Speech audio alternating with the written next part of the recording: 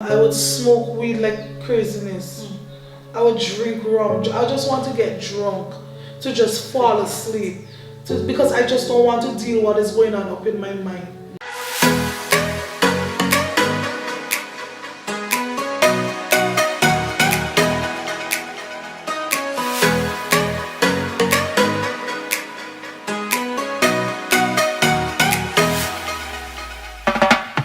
Hi guys, welcome to my channel. I am Samantha Diamond and this is Life with a Diamond real life story series. And today I am honored to have a special guest with me, and she's going to share her story of what she went through at the hands of a man who was and still is her father. Her name is Miss Arusha Young. She's an entrepreneur. She said, hi. Welcome to Life with a Diamond, Arusha. It's a pleasure, it's an honor to be here with you today. Alright, I'm so happy we're going to have this conversation. Yeah. You grew up until the age of 11. You grew up with your mother. Yes. She was a single mother, and you said that she worked really hard. Life was a struggle, but she made it look easy. Yes. And you had low self-esteem as a child because of your weight, because of your hair. Yes. And in St. Vincent, once there's something that stands out about you, everybody's going to know, because kids like to tease. Yes. And so you more or less you had a rough childhood. You had an absentee father who would provide minimal things at least once a year. Yeah. But at the age of 14, something happened that began to change, the communication and the relationship. Yes. So let's start from at the age of 14. Who was Arusha Young at that age? At the age of 14, Arusha Young was this broken little girl. Prior to that, like you mentioned before, low self-esteem was one of the greatest things in my life. Like not knowing who I am, whose I am, and always wanting to feel belonged and accepted by those around me. Not many knew, because I was very good at masking it. I had friends, I did stuff just for them to be my friends, and the things I would say, the things I would do just to feel a part. But at the age of 14, one day, I can vividly remember, it was a Saturday night, my father called, and because I was this child who always had this resistance against him because he was never there, his absenteeism caused that. I was on the phone with him, like I said, and he realized the attitude that I was giving him. So he said to me, just out of the outburst, if it wasn't for me, you would have done that long time. Ask your mother how she wanted to throw you away. Wow.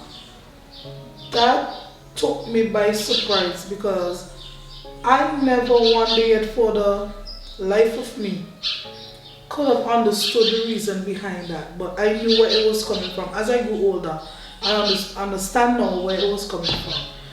So when he said that to me, I asked him to repeat the statement, and he did. So I got off the phone with him and I went round to my mother's bedroom, where she was with my stepfather at that time, because she was then married at that point. And I said, Mommy, what kind of thing is this? Like, how can you not want me? What is it about me that you never wanted? Why is it that you wanted to get rid of me? I mean, the questions just came like out of nowhere, out of anger, out of pain, and I began to cry. And my stepfather told her, don't answer her just yet. Just let her be, and then you'll get the answers that you're looking for. And at the age of 14 again, it happened, and she said, come sit down with me, let me tell you what is going on with me. And she started explaining to me the abuse that she went through with her father, with her father. And that stemmed from a place, is like, you don't know how to deal with your pain. Now here comes a child in the picture. Yeah. You don't know how to deal with that child. So it's like this woman never got the chance to breathe. Yeah, never got a chance to heal. To heal. And like you being molested at the age of 8, 9 by your own father. Your own father.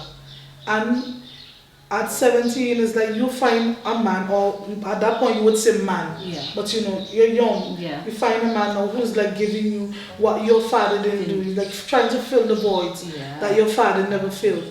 And up you have sex, you get pregnant, here comes Arusha. I mean, I'm the best thing never happened. I am the best thing that ever happened, and I thank God for that. And you know, she went through all of that, being pregnant and stuff like that. So, alright, so you had a difficult conversation, you still had hatred for your father, and you know, trying to deal with the fact that, you know, your mother wanted to, but you know, you're going as a teenager and you enter college, you pass to go to college, and then you were accepted to go to a university in America. Now that is where your father lived and lived at that time. So tell us about what happened then. While I moved to America, I was 18 years of age. I only spent 3 months at the community college here. I was all excited, I'm going to America. Like, this is the place where I wanted to always go, and to go to school as that was a plus in my life. But little did I know that that would have been shattered at a very short space of time. So there was a big fanfare for my arrival. And when I got there, you know, I was like, okay, I am here. Time to start school. The first encounter I had with my father in that house was one day I was sleeping in my room and the room could not have locked. And he came in the room and he just jumped on me like that. Like wanted to ride me and kiss me on my lips. I'm like, this thing is uncomfortable. And this was how many months into you moving into America? Not even months, it was like weeks, like 2 weeks into it. So when you got there, the relationship between you and him, he had a wife at the time. Yes. What was that like at the initial stage? Was it you friendly, you talking? Because remember you had a lot of years, you know, that were missed. The conversations weren't much. Okay. Are you okay? Yes, I am. Do you want this? Yes, I would love to have this. But we never had solid conversations. Okay. Never one day had solid conversations. It's always the minimal. Okay. Alright. So now, okay, that first experience when he came into your room, it wasn't locked and he jumped on the bed and was trying to kiss you on the lips. What was going through your mind? What was going through your mind? I was confused. Because I'm like, I don't know this man. He doesn't know me. Well, I don't know about him, I should say. You don't know about me, so what is all this? It was so baffling to me. Then I said, you know what, probably he's trying to play Daddy of the Year or trying to just catch up and what's not. But that wasn't the case because it continued after a period of time. There were times I'm in the bathroom, he'll be sitting on the steps waiting for me to come out, like in my towel, and you know, so I would get scared and jump and you know, the towel fall off. There were days when he would tell me he saw my body before, I have a pretty body, and he saw me naked before, and I'm reminding him of my mom. So now you're receiving all of that attention that is really not good and something that you know you didn't expect. Yes. You did not expect. What was the thought process like, and you know, who did you tell? That's the thing. I didn't want to call mommy and tell her because her first thing was come back to St. Vincent, and I don't want to come back here because of school. And that my stepmom, we didn't really have this of a form relationship, and I didn't want to tell her either because she is the type of person, well she was, I don't know if she's still that way, she was the type of person that never seemed as if she would believe anything else or anyone else outside of him. So it was kind of difficult. So I kept that all to myself. And again, I was really scared. Pretty much. Because you're like what? 18 you're at like that 18. Point. I was really scared at that point. And you're in a place where you don't know anybody else, so you don't have anywhere to go. Yes. And you're in school. So you're in school, you're a good student. How did that, when it began, all these series of events, how did it affect you in your schoolwork? It didn't really affect me because school was like my safe haven. Oh. It was a place I always wanted to be because it's like I'm away from that. I remember one time he was going to New York and he had asked me to iron some clothes for him in the living room, and he went to the bathroom to take a shower. And so, while I was on my way to his room to put the clothes on his bed, he came out of the bathroom naked. Wow. And then I said to him, "What's this?" He was like, "You're gonna have to get accustomed to this." Wow. At that point, I wanted to just drop and die. I could imagine. Yeah, like just drop. So when did things get so intense that you said, "This is it"? You know, on my birthday, I will never forget this. On Thursday, May 31st, 2007. Now, there were 2 rooms downstairs where I was staying. One where I had to use a towel to jam the door. And the other one, they had a mattress on the floor that door could have locked. It was my birthday.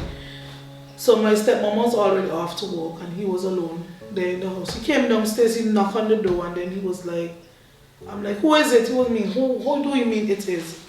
And I'm like, "Who is it?" And he was like, "It's me, your father. I just come downstairs to give you your birthday card." He came downstairs, he gave me the birthday card. By the time I realized it's this man's hands were all over me, like feeling me up, and I had to hit him. And he was like, "Oh, we'd finish this later." I'm like, huh? What is this? The one time again, I remember I caught him in my room smelling my underwear. And that is when, you know, the breaking point started to come. And I called my mom and I told mom what was happening. Now, I'm downstairs on the phone, on one phone, talking to my mother. He and my stepmother upstairs listening to the conversation. And after everything, he called my phone and said, "Come upstairs." And mommy called him and mommy just let him have it. And then, you know, he called me all of the names you could think about in the book in front of my stepmother. And years later, when I said to her, I said, "You were there when he called me these names, these ill names," which I refuse to repeat now. And she was like, "Except me, I'm the only one who doesn't say those things." So I'm like, "Well, am I not his child? Like, how could you actually like put another woman over your own child?" But then again, that was a silly question, Sam, because I never had a place value in his life. Yeah. I never had that.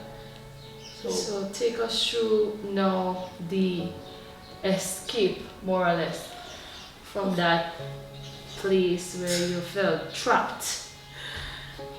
It was in 2007 that summer I came home for vacation, because I normally used to come home every year for vacation or whatever, every 2 years. So when I came home in 2007, I went back to the States to finish school, to start my fall semester, without telling anyone what was going on with me up there. So I got to the house and it was the Wednesday. By the Friday, I told them, my father and my stepmother, that I have to go to New York to drop something off. Now that was a lie, because that was my only way out. So when I told him that, he told my stepmother to drop me off at the bus station, and she did. And I went. I got to New York the Friday. I had called my aunt. Well, I call her aunt because she's married to my uncle. And I told her, I said, "Auntie, I'm coming over to New York." And she said, "Okay, I'll come for you. Just come, get to the bus station and I'll come and get you." She did that. So while standing in the porch, I received a call from my father. He was like, "Who you told you going by New York? As a matter of fact, you need to stay where you are and don't come back over here." I began to cry because 1, school is at a standstill now. 2, I don't have anyone like that in America. So my auntie's sister was there from England at that time, and she came under the veranda and she asked, "Why are you crying?" And I said, "Nothing." She was like, "Child, don't lie to me." She's like, "I'm going to get your auntie for you." And then when my auntie came outside, I told her everything. That was the first time I had opened up about what was happening to me. And I told her the whole story, and then she was like, "You're not going back to Virginia, you're staying right here." But that time my uncle was in England. She was like, "Stay here until your uncle gets back from England, and then we'll have a conversation about this." So that happened. Mind you, she called my uncle while he was in England. He was in England, sorry. And he had a conversation with my father. Now they are brothers. Now it's going to be your story versus his. Very conflicting it was. And obviously he believed his brother over me, because he figured now that I was using Brooklyn as an escape route out of my father's house. And I think that's what happens to a lot of children Yes. whenever they're being abused in a home, that they tell their mother, and Yes. their mother would say, you're lying, Yes. because you have to pick the side of the man that you're Yes, with. yes. And now a child feels trapped because who do I tell if the person who I am supposed to tell Yes. don't even believe me? Yes. All these things are going through your mind as you are a teenager, but we have a lot of children Yes, who going are through the same thing. going through the same thing and don't even know what to do. So now you're in a place where you've basically been thrown out. Yes. You're thinking about, okay, how am I going to get back to school? Yes. You're in somebody's house who, one is saying, come stay here, but the other is wants saying, to leave. I don't believe you, you need to Yes. get out of my house. How do you deal with all of these emotions as a young woman? Because I know a lot of women, they suppress everything, Yes, and yes. they try to deal with it with drugs, alcohol, many different things. How did you deal with all of that? Suicide was one of the options I had. I had 10 ways of actually killing myself because I wanted to just get off this world. 1, I'm battling my rejection. 2, I'm basically homeless. Wow. 3, I'm jobless. Wow. 4, I am searching and there's nothing to be found. So I began going to partying. Sam, I would smoke weed like craziness. I would drink rum. I just want to get drunk, to just fall asleep, because I just don't want to deal with what is going on up in my mind. Yeah. I would drink, I would smoke, I would go to parties. Like, I'm telling you, I took for me to go to a party in December, already buy the ticket in January. Wow. I'm telling you, have the outfit, the makeup, everything was in alignment already because I was empty at that point. And then again, the crowd that I was around, the people that I was around, they were partyholics too. So it's like they grafted me into their lifestyle. And that was me until, in 2010. By that time, my mother and my stepfather and my siblings were in Canada. So mom was like, to make it easier on me, because she supported me all the way, Sam. I tell you, thank God for mothers. This woman supported me all of this. So she was like, to make it easier on me, you're in America, you're not working like how you need to be working, you're working part-time. Why don't you just come over to Canada? And then I came home and, I went to live with them in Canada. And that was my escape route from America. From that, I never looked back. Wow. I never looked back. So you've escaped the place, but there you still have the emotions of what you went through. Yes. Because, or if you could distance yourself physically, but Yes. your soul is still tied Damaged. to something, and it's still damaged Yes. from years Yes. of pain and hurt. Yes. So when did you receive freedom? How did you receive freedom? Freedom. That came one Tuesday night when I had visited LMC, and the man of God was preaching. And I was building this resistance against his preaching and against what was being said, because me dealing with all that pain and agony, and it wasn't gonna cut it or soothe what I was feeling. And I remember he walked the aisles and he stood up in front of me, and I jumped. And he was speaking to a lady that was beside me or behind me. And then he's like, the Holy Spirit is speaking to you. Come. He held out his hand and he said, put your hand in mine and come. And I went to the altar, and then, I began crying, and then he started ministering to me, and then I went through my deliverance and the processing and whatever. From that day, I never looked back, Sam. Wow. Because I encountered Jesus on a real, not religiously, but on a real. That was the beginning of my relationship with Jesus. So I went home, and I can't even remember if I had a chance to pray or I was just wallowing in tears. But I cried that night. And I kept coming back. From that day, I never stopped coming back. So what was the process like to your soul? Because it was hard. It was tough. Because it's like God is asking me to let go of things that I didn't even know how to let go of. I didn't know. And this was all that I knew. The pain, the only thing I knew was pain. Outside of that, everything was fabricated. But as I came and I heard the word of God and I went through my deliverances, But I see that's the thing about Jesus. This man will just come Bit by bit. Oh my goodness. Yeah. He's such a gentleman. Yeah. He'll walk right in and then he said, let me Tap touch to your your heart. soul, Arusha. Yeah. Let me go for your heart. At some point it was hard for me to relate to him. Yeah. Because you see, I always say to people, not having a father in your life, it is really hard for you to look at Jesus as being father. Girl, that's a sermon right there. Yeah, because you never had the encounter with a man. You Yes. don't know how a man should treat you, how he should love Amen. you the proper way. When Jesus comes now, it's like you just look at him as any other man. But it's far from him. I tell you, this man is so smooth. Like every time I think about him, I get I don't even think butterflies is the word, but it's too deep to even explain this kind of love, the kind of tension, the things that he would say to you. I mean. And that's what he does. He gives you the grace. Yes. He gives you the grace to let go because he knows the years that it took to build up the walls that you have. And so bit by bit, as you said, he will take it's like he takes your hand and he walks through the waters, the fire, everything that you went through. And you know that you have somebody who is close. Close to you. Close to you. The Bible says he's a friend that's taken closer than a brother. That's literally true. Yeah. And when you've been hurt, what you need is a friend who says, I've seen all your mess. Yes. It's not going to cause me to run away, because sometimes there might be times where you're tempted to say, God, okay, this is too much.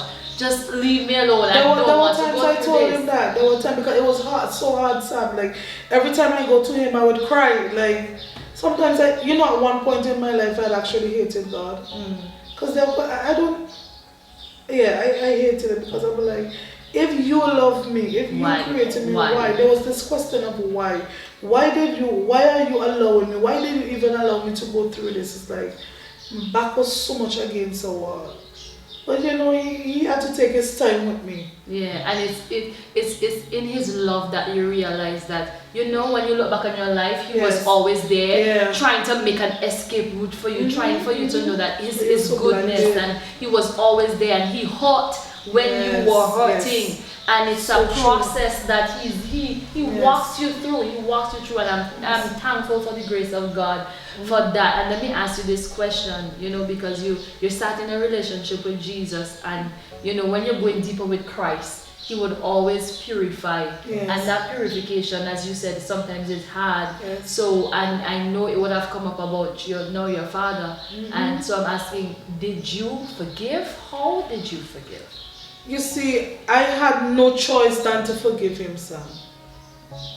Some people might say that sounds silly, but I had no choice, because the Bible clearly states that if you don't forgive those, or if you don't love those whom you can see, how can you love God? And this man, even though I might not physically see him, he's still existing. He's still living. And one day I was on my bed, and then the Holy Spirit and I had a conversation. And I was talking to him about marriage. He said, how can you love a man if you don't love your father? You don't understand, God. You don't understand. What is this kind of thing this man coming to me with about father? I said, God, he's not important anymore, because I had placed him aside from my life. But God said to me, no, despite it didn't go the way that you wanted it to go, or it was destined to go, you have to forgive him. And I got to the point that I stopped arguing with God. Because I was arguing with him, because I'm trying to justify why I shouldn't or why I should. And then, after the conversation, I said, okay, God, I would forgive him. Not for him, but for me. So that I could move on with my life.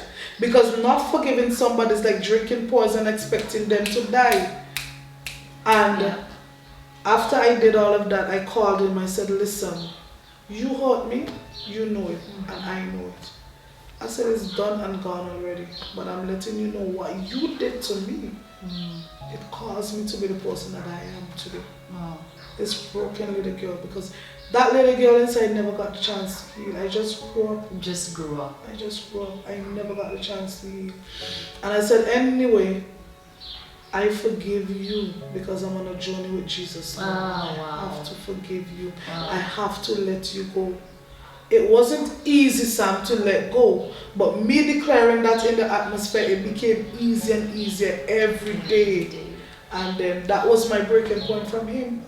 Conversations are, they're good now. We never used to talk before. They're good now, and you know, everything is not smooth. But God did it. Jesus did it. Now it's all a process. You know, some people feel like, oh, I get saved today, all is gonna be well. No. There will be days where you will doubt. There will be days where you'll be fearful. There will be days you want to run away because it's too hard for you to deal with. But you have to face your giants. You have to face your fears.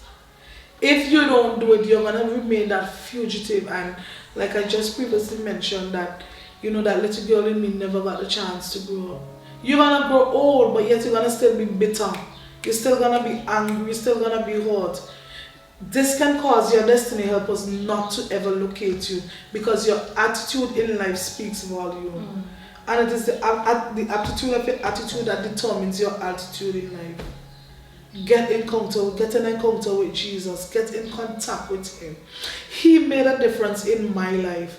I am no longer a drinker. I am no longer a smoker. I am no longer a victim of abuse. I am no longer the old Arusha that people knows. I am Arusha with a difference. Amen. I am Kingdom Arusha now. I am a daughter of a king. Amen. And it's like, this is where it all starts. It is your foundation. You have to go back to the root. See where it comes from and realize that God created you for a purpose. And in you, there's something great. Find your identity in Christ. Get to know who you are and understand whose you are. Because those are two important aspects to your life. And without Jesus, Sam, you're nothing. I'm telling you, I am nothing without Jesus. I am nothing without Jesus. He's the one that made a difference in me. He's the one for the reason for my smile, my reason for my laughter, my joyfulness, everything. Everything surrounds Jesus. I know it might sound cliche to you, but it's not. Get in contact with Jesus. One of the things I will let you know, that there's nothing about you that surprises Jesus. He knows. Nothing about you, absolutely nothing. He knows the day, the time, the year, everything that you, the abuse that you went through. He knows everything. But it's a matter for you to get to that place and say, you know what, Jesus, hey, let's get this on. Let's get it on too. Powerful words. Powerful words. Thank you so much, Arusha, for sharing your story. Anytime. Thank you, because you said yes to Jesus and you continue to walk with him, so that persons could know where you started does not have to determine where you end. She's an entrepreneur today. She cooks well, folks, and she is on fire for Jesus, and she is spreading the message and bringing others to him. Yes. That's what this is all about. So guys, until my next episode, God bless you so much. Thank you for watching. Bye.